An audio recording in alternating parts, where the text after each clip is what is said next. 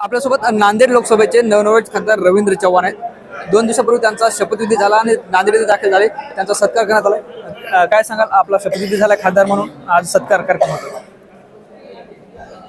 काल परवा ज्या लोकसभा पोटनिवडणूक आणि विधानसभेच्या निवडणुका पार पडल्या, त्यामध्ये लोकसभा पोटनिवडणुकीमधून नांदेड जिल्ह्यातल्या जनतेने माझ्यावर विश्वास टाकून या ठिकाणी मला देशाच्या सर्वोच्च सभागृहामध्ये काम करण्याची संधी उपलब्ध करून दिली। त्याबद्दल मी सर्व जनतेचे आभार व्यक्त करतो। आणि 4 महिन्यापूर्वी स्वर्गीय वसंतरावजी चव्हाण साहेब यांना लोकांनी निवडून दिलं आणि त्यांनाही काम करण्याची संधी उपलब्ध करून दिली होती, पण दुर्दैवाने ते आपल्यामध्ये नसल्यामुळे ही पोटनिवडणूक पार पडली।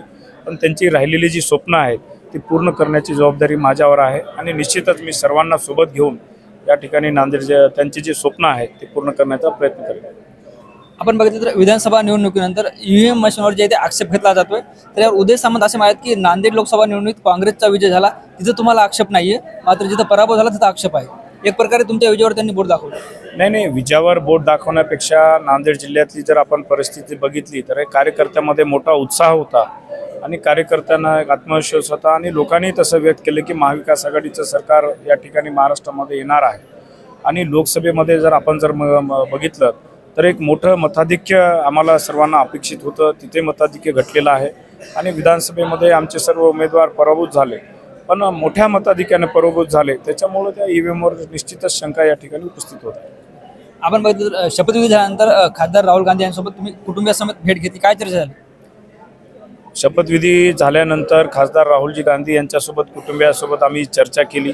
राहुल गांधींनी कुटुंबिक या ठिकाणी आम्हाला माहिती घेतलेली आहे, सर्व कुटुंबाची एकत्र कुटुंब पद्धतीची त्यांनी विशेष करून माहिती घेतली की चव्हाण नायगावकर कुटुंबीय ते वडिलांच्या अंत्यविधी झाल्यानंतर सांत्वन करण्यासाठी आलेले होते आणि त्यांनी कुटुंबाची भेट घेतली होती, त्याच्याविषयी सविस्तर त्या ठिकाणी चर्चा झाली। निश्चितच आपण जर बघितलं तर हे होते नांदेड लोकसभेचे नवनिर्वाचित खासदार रवींद्र चव्हाण, ज्यांनी आपले संवाद साधलाय। ज्ञानेश्वर लोंढे, TV9 मराठी, नांदेड।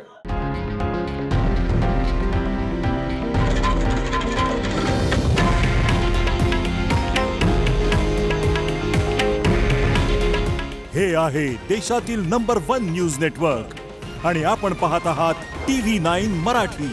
काळजी तुमची, हित महाराष्ट्राचं।